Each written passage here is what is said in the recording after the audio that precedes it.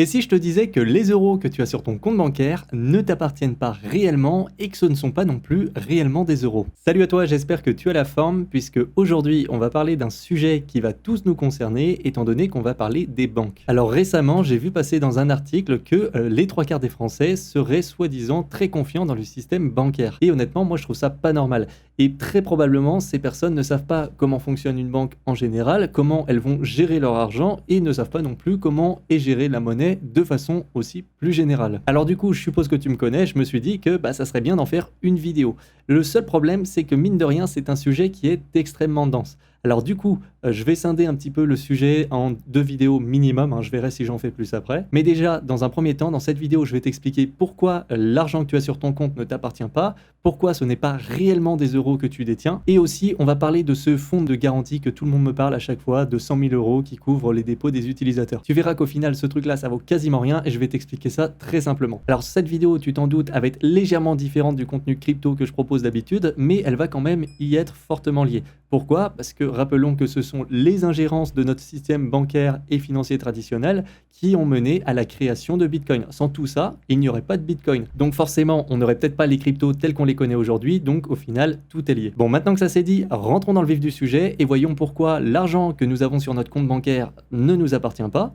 et pourquoi les euros qui y sont affichés ne sont pas non plus réellement des euros. Donc pour commencer, on va casser un mythe tout de suite qui est de croire qu'au quotidien, on va utiliser qu'une seule monnaie qui est l'euro. En réalité, c'est faux, on va même utiliser plutôt une autre forme de monnaie, mais pour ça, il faut comprendre du coup qu'il y a deux formes de monnaie courantes qu'on va utiliser. Donc la première, c'est celle à laquelle tout le monde pense, c'est la monnaie de banque centrale qui est émise du coup par la banque centrale. Donc par exemple, dans l'Union européenne, c'est la BCE ou la Banque centrale européenne qui va émettre des euros. Alors la monnaie de banque centrale, elle est présente sous deux formes. La première, ça va être la forme numérique, ça va être la plus répandue, mais attention, c'est pas du tout celle que tu as sur ton compte bancaire.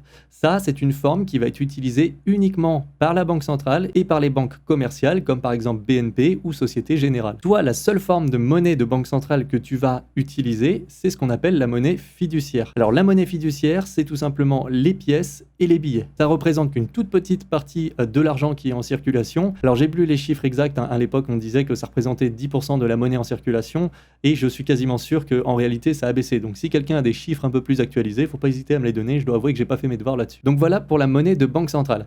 Alors maintenant, il est grand temps de parler de ce que tu as réellement sur tes comptes, et ça va être la deuxième forme de monnaie. Et pour le coup, elle n'est pas du tout gérée par la BCE. Non, elle va être émise par les banques commerciales. Donc cette monnaie, c'est de la monnaie scripturale. Alors pour expliquer ce que c'est, tout simplement, c'est tout simplement une reconnaissance de dette que la banque a envers toi. Donc par exemple, imaginons que tu fais un dépôt de 2000 euros sur ton compte en banque. Alors à ce moment-là, ce qui va se passer, c'est que la banque va prendre les 2000 euros, elle va les ajouter à ses actifs à elle, et elle va afficher 2000 euros sur ton compte pour dire qu'elle te doit 2000 euros. Autrement dit, ces 2000 euros, ce sont une créance. Donc ça, qu'est-ce que ça veut dire? Ça veut tout simplement dire que ton argent ne t'appartient plus et que tu es juste un créancier de la banque. Encore une fois, je répète, si jamais tu as marqué 2000 euros sur ton compte, ça veut juste dire que la banque te doit 2000 euros. Si tu as marqué 100 000 euros, la banque te doit 100 000 euros, et ainsi de suite. Et tu l'auras compris, c'est cette monnaie qu'on va utiliser au quotidien. À chaque fois que tu vas faire des virements, que tu vas payer avec ta carte, par chèque, etc.,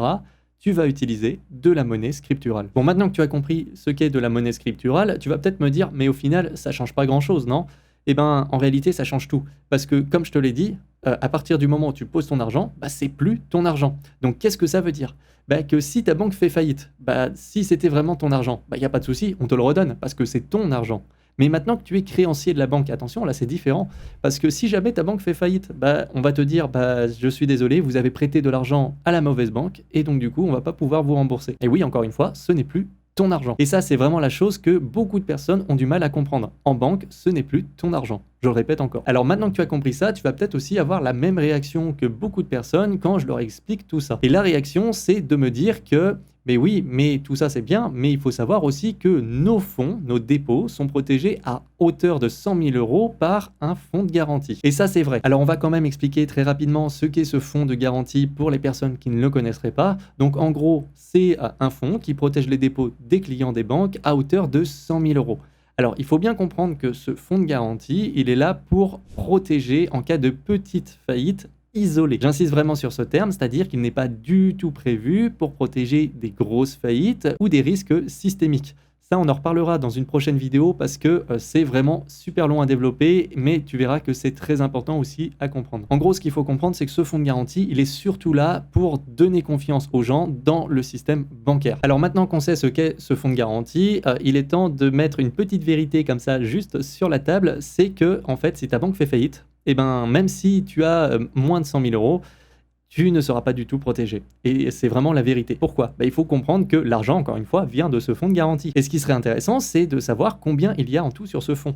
Et si tu regardes, en fait, il y a juste à peu près 8 milliards. Et encore, j'arrondis, il y a un peu moins de 8 milliards. Alors pour toi, ça va peut-être paraître beaucoup, mais en réalité, c'est vraiment rien. Ce qu'il faut comprendre, c'est que dans des banques comme par exemple Société Générale, BNP, les dépôts des clients valent plusieurs centaines de milliards d'euros. Donc ce fonds, il est clairement insuffisant. Si ta banque fait faillite, encore une fois, tu ne seras pas protégé ou alors tu récupéreras qu'une toute petite partie de ton argent. Et j'irai même plus loin pour paraphraser notre banquier favori. C'est de la poudre de perlimpinpin. Donc voilà pour ces quelques bases comme ça déjà que je voulais poser sur la monnaie scripturale, la monnaie de banque centrale, que tu fasses bien la différence, que le fonds de dépôt de garantie dans les banques, c'est du pipeau.